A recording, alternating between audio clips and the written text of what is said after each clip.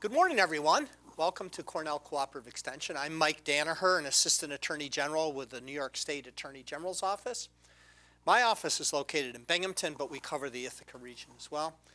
And one of my duties in the Attorney General's Office is to prosecute the consumer fraud cases that occur within our particular region. And as a facet of that, we spend a significant amount of time going out to different organizations and groups to speak about different consumer-related topics. Most principally because, unfortunately, in many instances with an outright scam, people are hit with different solicitations and things, and they end up giving out money to someone they don't know, and that money is unfortunately disappeared. Even if you're able to find the people that are the perpetrators of those frauds and scams, it's frequent that we are unable to collect the money. So part of the reason for going out is a consumer outreach program to inform everyone of the kind of things that are going on out there so that they can go a long way to protecting themselves to never be parted from their money in the first place.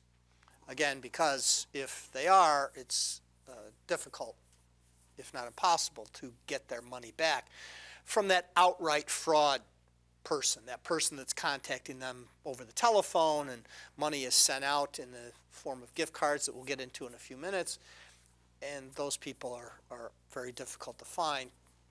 A lot of the reason being is they may not even be located within our country. So one of the best things we can do is not fall victim to a scam or fraud in the first place. Well, one of the groups that we frequently speak to regarding frauds or scams are seniors, and that's one of the topic of today's discussion in frauds that are associated with the more elderly population. I was recently discussing the issue of seniors and frauds and those sorts of things, and the discussion from other people, usually senior service providers, is that whole nature of, do people want to be called seniors? And others saying, well, we don't want to be called elder or elderly or anything. So we're using a generic topic of those who are older in our population, commonly referred to as the seniors. And what we need to focus on is some things are unique to seniors, as I've mentioned many times here at Cornell Cooperative Extension, that scam artists are equal opportunity scammers. They don't care who they get their money from as long as they get their money. So they will target anybody. And frequently, what you will find as a result of that is that scam artists will play on something that is happening in that particular point of time or that particular part of the country or that particular town or village, and they may play on that to try to get people convinced that they should end up spending the money. I'll give you a classic example. If there's someone in the community who won a lottery, especially if it's a well-known lottery, big amount of money or something, you may find that people within that community, and I'll say because these scams are usually perpetrated by someone from outside the area, usually in another country, they may be within that area code, let's say. People will start receiving telephone calls saying, congratulations, you won. Thinking, wow, you know, it happened to somebody in our community, so why wouldn't it happen to me? And then they start asking for money to enroll them in a lottery or to pay the fees or insurance or something like that in order to claim the prize that they had just won. And people are sending out money, and unfortunately, that money is gone and hard to recover. So it's the same is true with seniors. But there are some unique things with seniors that make them fall victim, particularly to frauds and scams. Seniors are a vulnerable group. And there's a whole host of reasons. There's many articles out there that explain this, but some of the factors that go into why seniors seem to be targeted and seem to be the ones who fall victim to the frauds and scams are that, one, in many instances, seniors have accumulated a nest egg. And there's nothing better for a scam artist than to know that they're going after someone that has a nest egg of money. I often refer to it as they have this liquid funds available. And the liquid funds could be an ocean of funds, a lake of funds, a pond of funds, a pool of funds, or a puddle of funds. But the fact still remains is that it's liquid, able to be accessed quickly, don't have to go out and sell a whole bunch of things to collect the money. They usually have access to it because seniors at that point in time are using this nest egg of theirs to help support them in their retirement years. So they may have a stream of income from Social Security or a pension or something like that. But then they've also accumulated savings. And I think it's going to come out in the future as we're seeing how future retirements are, is that the fact is that we are living longer, thankfully, hopefully living better as well. But the longer we live, the larger pool we're going to need, and it may not be sufficient to just have our Social Security income or small pensions at places we work, if there is even one available. And more and more retirement policies are switching over to more of savings plans where you may have a contribution from your employer, but employees themselves are starting to save for their future, not knowing what their needs may be and the length of time that they are living. So they're starting to accumulate a nest egg and a larger nest egg. And scam artists would love you to be able to reach in and grab that cash and send it to them. So that's one factor with seniors that may not be something for a younger person. The younger person hasn't accumulated the nest egg. They're still going through their working lives where whatever the seniors have accumulated, they've accumulated for their benefit in future years, and it's in a pool somewhere. Also, I think we can all agree that seniors have been brought up at a different time, different era. Things were different back in the day, as they say. The example I frequently use is, I remember when I was growing up that we never locked our doors. Never locked the doors. People were running in and out of our house, and I was running in and out of neighbors' houses and relatives' houses and that sort of thing. And so there was also different ways that, more simple ways probably, that people communicated. You didn't have people texting. You didn't have people spending as much time on the telephone. There was a lot more face-to-face interaction. They were definitely not on the internet. Communicating using social media, Facebook, and all these other social media sites to communicate with people. How do they communicate? They communicated face-to-face. People sat down, they went to people's houses, they had a cup of coffee, they visited. My wife tells a story about how when she was growing up that every weekend, either she and her parents and siblings or her grandparents would go to each other's houses. So they would either travel to their grandparents' house, the grandparents would travel to their house to visit and to socialize. And people were doing that with their neighbors and friends and that sort of thing. So it was a lot more face-to-face contact. If you needed to buy something, you went and saw somebody. You went to a store, you saw a clerk. If you needed money, you went to a bank, you saw the teller. There was a relationship there. If you wanted to borrow money, you had to go to the bank. You had to fill out the loan application. There was more face-to-face. People knew each other. They knew their backgrounds. They knew who they were dealing with. If you went to that store, you may have been dealing with your neighbor. Again, I hearken back to my youthful age, where gas stations were full-service gas stations where you had your car fixed there, as well as get your gas there. And you knew the person, they knew you, they knew your car, you knew who you were dealing with, you could trust them. And that's the background that people, our seniors, had when they were growing up and then into their early adult life, and so that they could trust those people. We're less apt to be swindled because the person you would have been swindled by was usually someone that you knew, so you might not have even gotten caught up in that in the first place because you knew who they were. They're also taught to be polite. You wouldn't have someone from the older generation slamming down the phone on somebody or not answering the telephone when somebody called, because that was the mode of communication.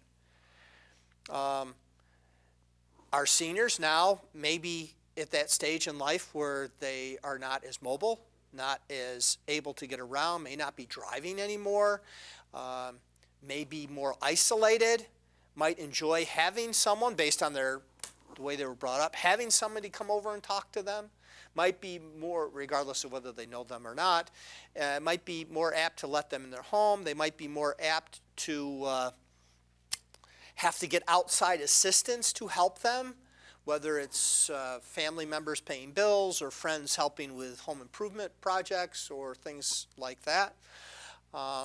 So it might be more apt to have somebody come to them rather than them being able to do the things themselves. Sometimes the faculties may diminish more to the extent that they may not even realize that they're being scammed. They may forget things. They may not want to tell anybody, afraid to tell their families because, one, they may not know who to report. Even if they were to realize they were a victim of a scam, they may not be able to know who to report to, or they may not want to tell their families.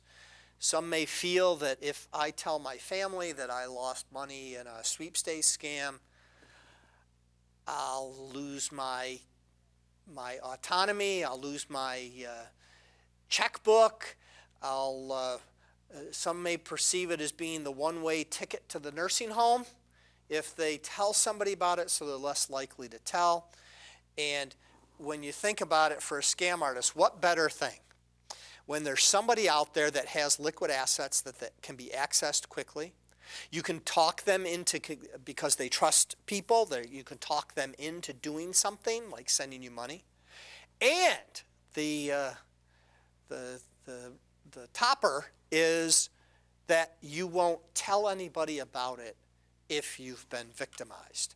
So you can see how seniors might be a particular group that scam artists would like to target. There was a study done in association with the New York State Office of Children and Family Services that was done in 2016, not that long ago. And the report was the cost of financial exploitation. It was a study that was done. And the study revealed, among a whole host of other things that I won't go into, is that there had been a 35% increase of financial exploitation of our seniors just from 2010 to 2014. So it is on the rise. I don't see it diminishing in the future, so that we need to be very careful about being exploited.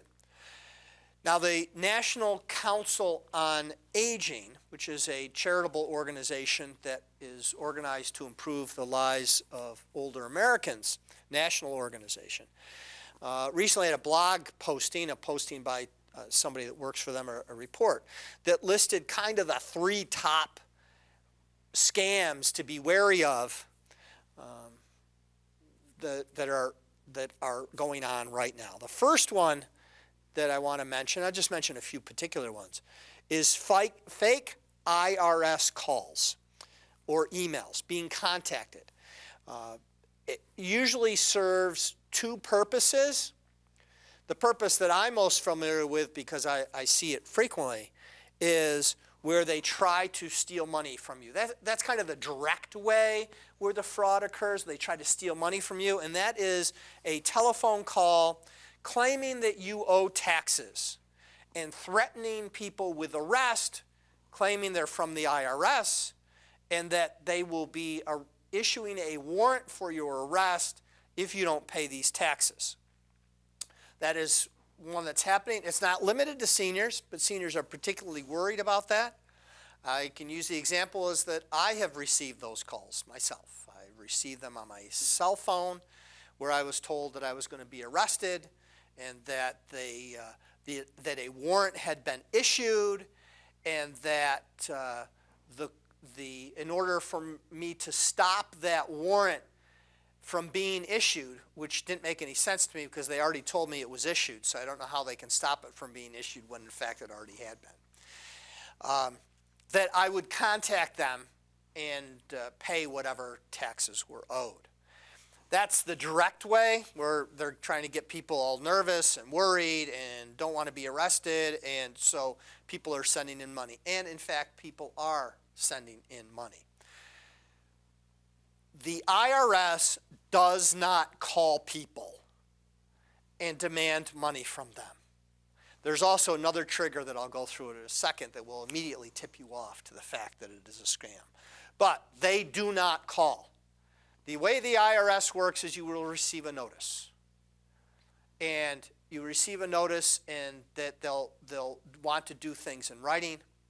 One easy way to check on that is to look up the number for the IRS yourself and call them. Don't call the number that may necessarily be on the notice unless you look up the number and you find that the number that is listed for the IRS is the same number that they're asking you to call and inquire about that.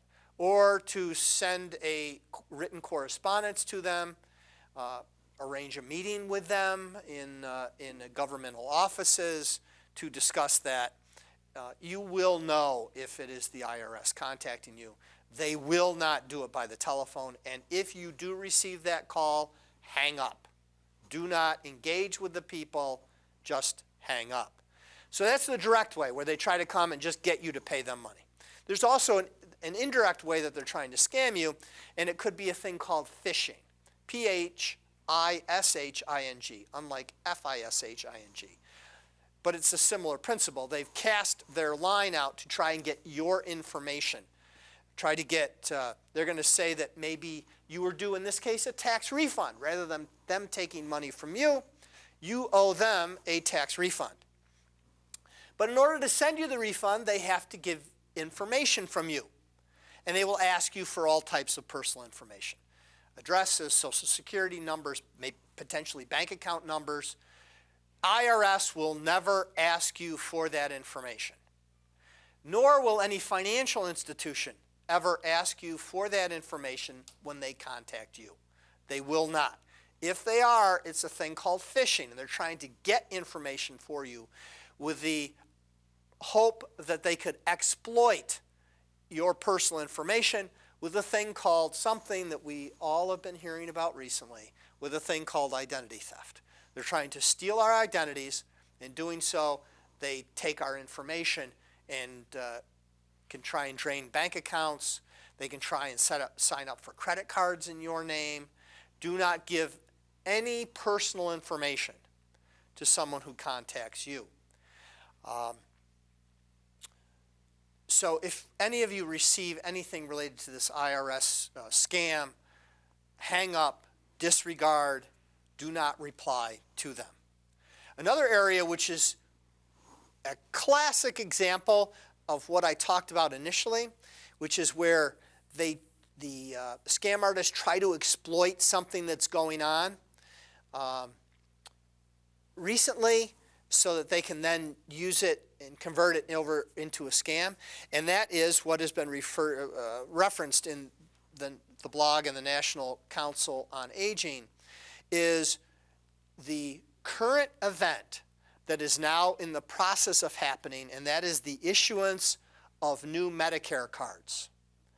We've been talking about it for years here at Cornell Cooperative Extension, and as part of the identity theft talk is that we don't give out our personal identification information, which would include Social Security numbers. Well, the Medicare cards had everyone's Social Security number on it. That was your identifier on the Medicare cards. Well, that is changing.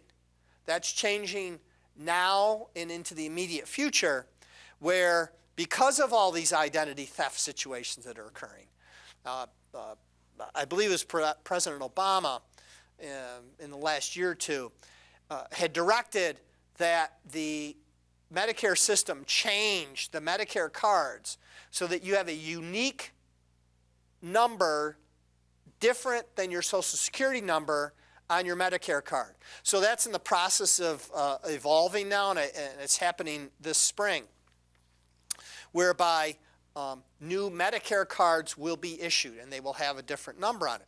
So think of this, how scam artists could exploit something like that.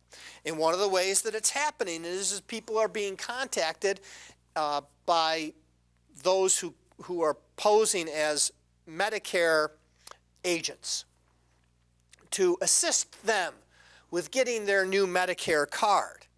And it could be that they ask for money to help facilitate the issuance of the new card.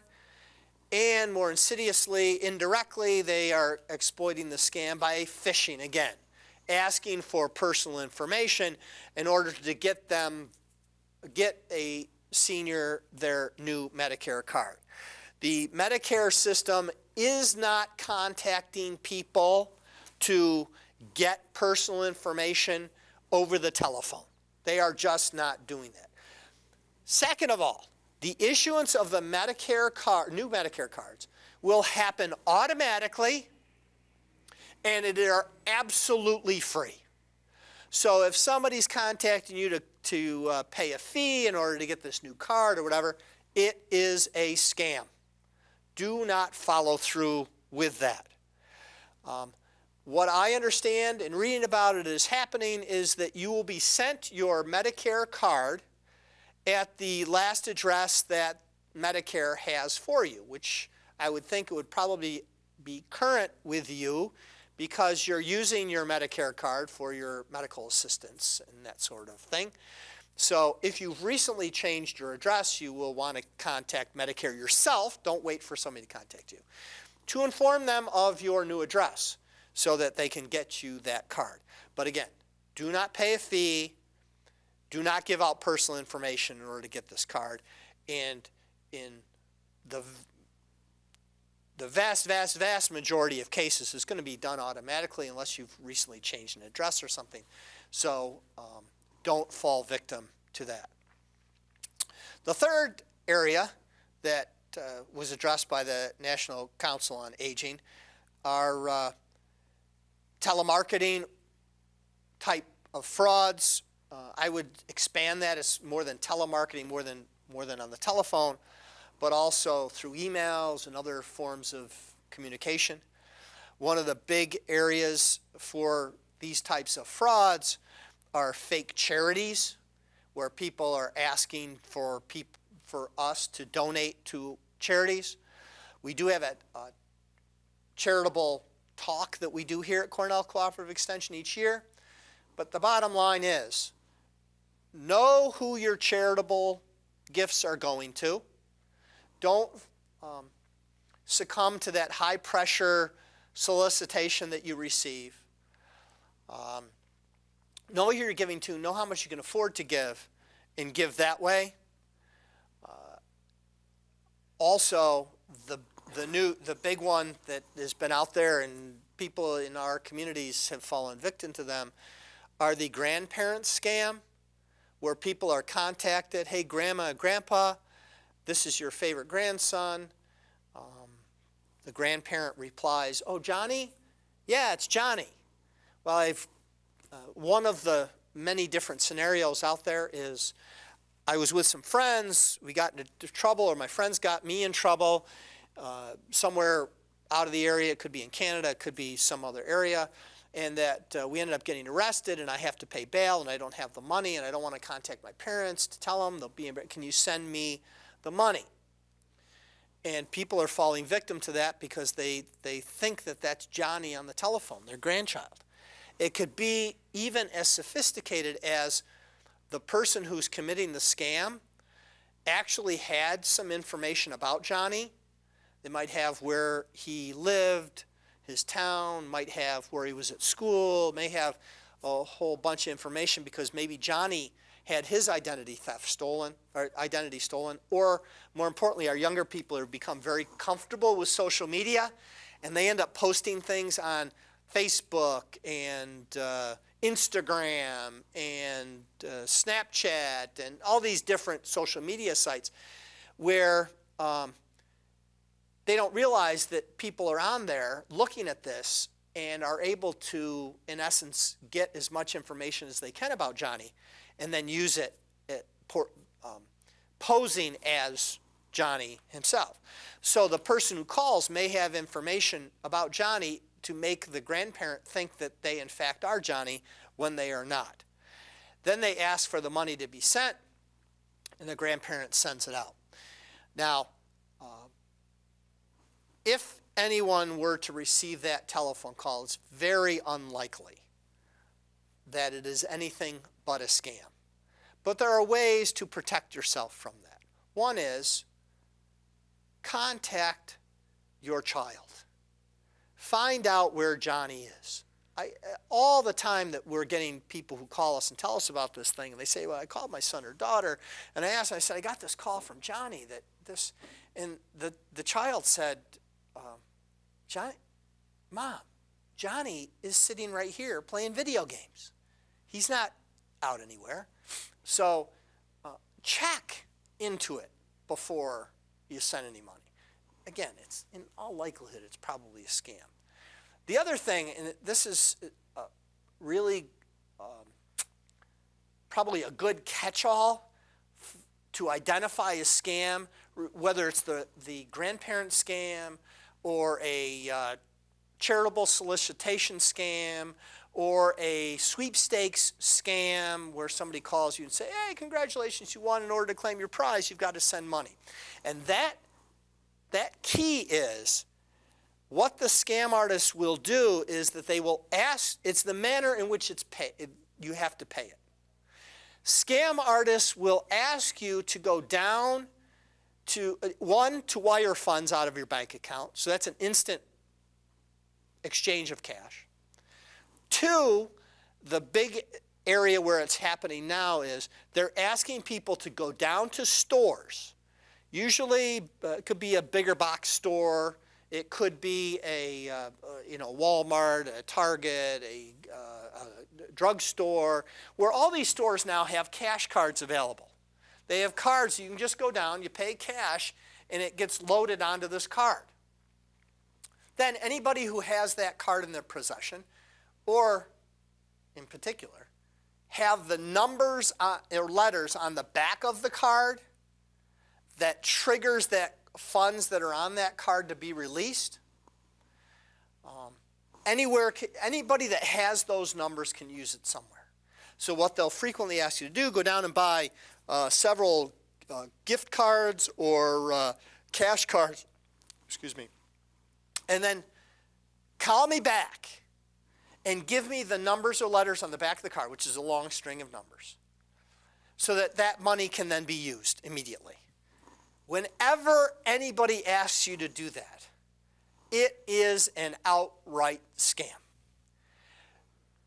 For example, we'll use the first thing that we talked about, the IRS scam. IRS calls you and says, you owe this money in taxes and you're going to be arrested immediately unless you pay us right away. Go down to Walmart, buy a cash card, call us back, buy 5 cash cards in the amount of $500 each. Call us back, give us those numbers on the card, and we can take care of this whole thing right now. The IRS is not going to ask people to go to get cash cards. And when you think about it, how do you know that you're paying the IRS when you're just telling somebody, in essence, here's cash. Here's $2,500 in cash. 5 $500 cash cards that they can then go out and use. So one of the quickest ways to tell is the way that they're asking for the money to be paid. And the scam artists, they want the money quick, before you have time to think about it. And the way they're doing it is they're asking you to wire the funds out, which is a cash wire, or they're asking you to get these gift cards. We had one that, I don't know in particular off the top of my head where this consumer came from, but it was a senior. And I don't recall the particulars of why. I think it was a grandparent scam where the grandchild needed the money right away. And the woman they told her, go down to Best Buy, because we have a Best Buy in Binghamton, Vestal. Go down to Best Buy and and it was a significant amount of money, thousands of dollars, in Best Buy gift cards. She went down, she got the gift cards, she told the person on the other end of the line what the numbers were for those gift cards. And then she found out that her grandchild was not in trouble or anything. And she went back to to Best Buy. And her complaint to us was, Best Buy should have never let me buy the cards in the first place. They should have known that this kind of thing was a scam, and that Best Buy was really the one at fault here.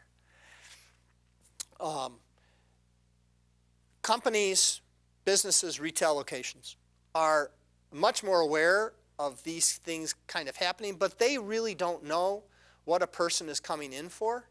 They don't know what those cards are being used for. And so we have to be good consumers. We have to know that this thing sounds really weird. If my grandchild was in trouble and that they needed money to get out of trouble, let's say they were in trouble, they had a medical bill that had to be paid. They got in trouble because they supposedly got arrested or something like that. The person who they have to pay the bail to is going to accept money in Best Buy gift cards? That's really, really odd. So we have to step back and think, does this make sense? Good rule of thumb, a good way to evaluate these things I've spoken about before here at our sessions is, if that were to happen to you, treat it a different way. Take yourself out of the situation.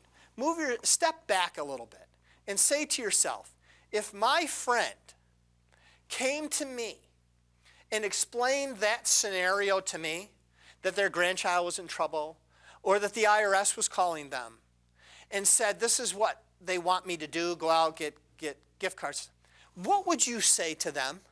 Wouldn't you say to them, boy, that sounds really odd. Why if you're paying the IRS, how is the IRS going to get paid with gift cards from Best Buy? The IRS doesn't go down and buy their computers from Best Buy. They don't go down and buy their televisions from Best Buy. They don't get paid in cash cards. So it really seems kind of odd that that's going on. You really should think twice about that. If you can step away from the situation and not get focused on, oh my gosh, my grandchild might be in trouble, or I'm going to be arrested, somebody's going to be here any minute. If you can step back from that for a second and think about it, you go a long way toward protecting yourselves. There are other scams that are out there that are happening. Romance scams. We've had people who have, maybe they're lonely, could be senior, who gets caught up in talking to a person, somebody contacts them by phone. A lot of times this is based on internet contact. Some emails that get responded to, and supposedly they get caught up in a quote-unquote relationship, and all of a sudden, it's gone on for several months, that although they've never met each other personally. Where the people want to supposedly get together. They want to, really want to meet in person. But the person on the other end, something is going on. They might be in another country, and that they have some financial arrangements that they can't get out of. They're supporting an elderly parent, and so they can't leave, unless they can hire someone to watch out for their parents where they're gone. But I don't really have the money to do that, and where because the victim is already caught up in that personal relationship, that all of a sudden they think, well, maybe, I've got some extra money. I can help cover that cost for you. I can pay for your flight. I can do that. And all of a sudden they start sending money. And then the next thing you know, something comes up and the person can't come to visit. And then something else comes up, they ask for more money, and all of a sudden, before they know it, their finances are wiped out. Again, these are scams. They don't make sense. If you really can step back, and it can be very difficult because they think they have the bond now. And it's hard for them to be convinced that there is no such person, that person is never going to come and visit them, that there really is no such relationship. So be very wary of those types of things. Home improvement scams. We'll be getting into that season soon. We have a whole session that we talk about here about home improvements, but certain things that we need to keep in mind are don't engage someone without references and referrals. Don't be forced to signing any contract without giving yourself some time to think about it. The law requires that any home improvement contract be in writing, given to the consumer, homeowner, before the job begins. Get everything in writing. Do not pay money up front or substantial money up front. Be very wary about those sorts of things. Another huge area of scams and frauds that seniors can fall particularly vulnerable to are sweepstakes frauds. And a good rule of thumb with sweepstake frauds is you never spend money to receive money. If you win the big lottery, do you think that the State Lottery Commission is going to, when you stand up front with Yolanda Vega in the big cardboard check that says $5 million, do you think you can take that check and go down to the bank and just hand it to them? No. You don't get $5 million. You get any fees and expenses, taxes withheld, out of the top of it. It doesn't say, here's $5 million, now you got to pay us some money right now. It never works that way. So don't ever spend money to receive money. You're not going to increase your chances of winning if you buy more magazines, or if you buy more this or buy more that. You will not increase your chances. So do not spend that. Understand that if you get that thing in the mail that says, oh, congratulations, you're a grand finalist, you must understand everybody is a grand finalist. I looked at one of these once. You have to read through it, read the small print, and the letter you will see usually has your odds of winning. And the odds of winning one of these things, you have a much greater chance of getting struck by a car and lightning at the same time than you do of winning one of these things. The chances of winning might be 1 in 105 million or greater. So don't be caught up with fancy publications.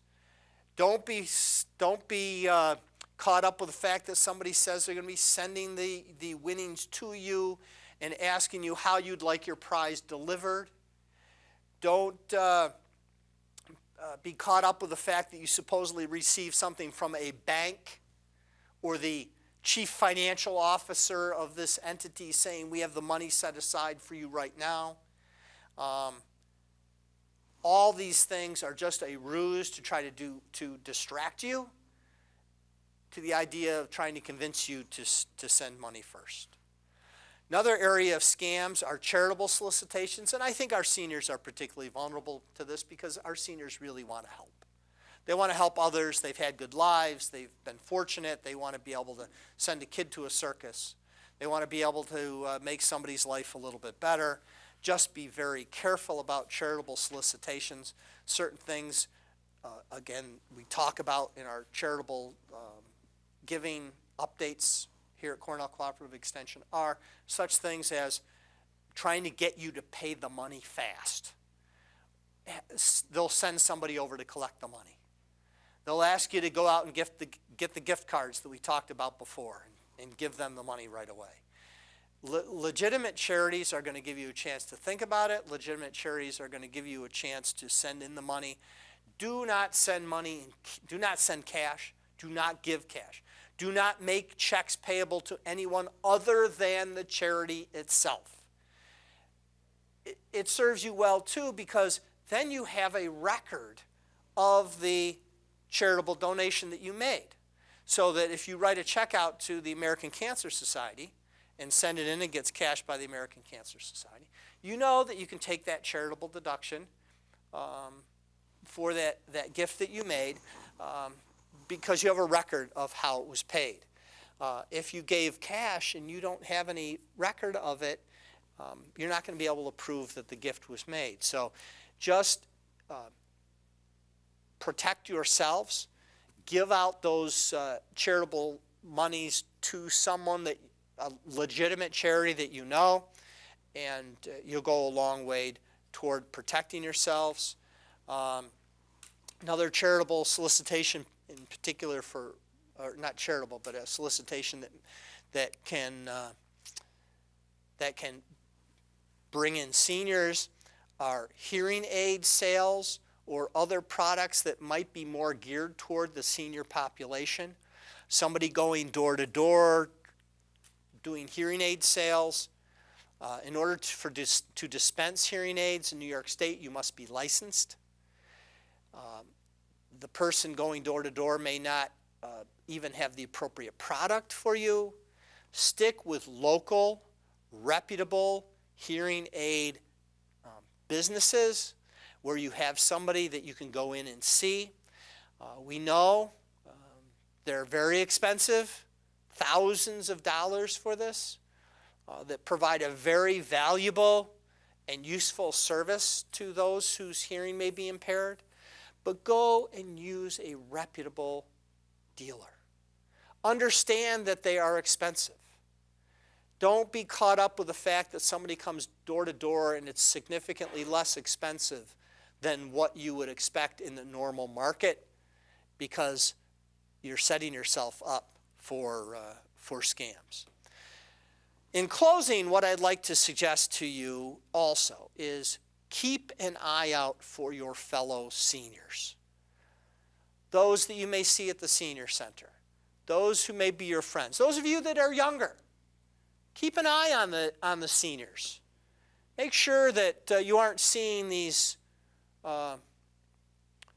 unusual pickup trucks showing up at their house. People contacting them. Keep an eye out for them. If you suspect that yourself, maybe you as a senior, are being targeted for a scam, or that you know of someone who may be targeted with a scam, contact somebody. Contact local law enforcement. Contact Adult Protective Services. Each county has an aging services. It could be the Office for the Aging or some other name that provide aging services in your community. Contact them. Their Adult Protective Services is also available in each county if you believe that a particular senior is being exploited, maybe even someone who's vulnerable that somebody's not watching out for, maybe infirm, you may not have heard from for a while. You should contact the Adult Protective Services. They have investigators available who can go out and check. They have the ability to hook those people up with services. At the very least, maybe you have a contact with that person's family. Notify them that something might be going on. We need to look out for each other. And if we do that, we'll go a long way toward helping protecting others as well. I hope this provided information to those of you that are out there watching. We always encourage you to come down to our monthly consumer issue sessions here at Cornell Cooperative Extension. We're here on the second Thursday of the month at 11 a.m. 615 Willow Avenue here in Ithaca. If anyone ever has a problem, a consumer-related problem, you can feel free to contact my office, which is the New York State Attorney General's office. Look us up. We're in Binghamton. Contact the Binghamton Regional Office. We have people on staff that can assist you, help answer your questions, maybe send you a complaint form, maybe provide you with other information with other agencies that might be able to assist you with your particular problem. We're there to help you. Hope you will contact us. And again, if you can join us, come down to Cornell Cooperative Extension on the second Thursday of the month. We would be glad to have you. It's always better when we have people join us, can ask questions, maybe something that I didn't recall or forgot to mention that you can bring up with your questions.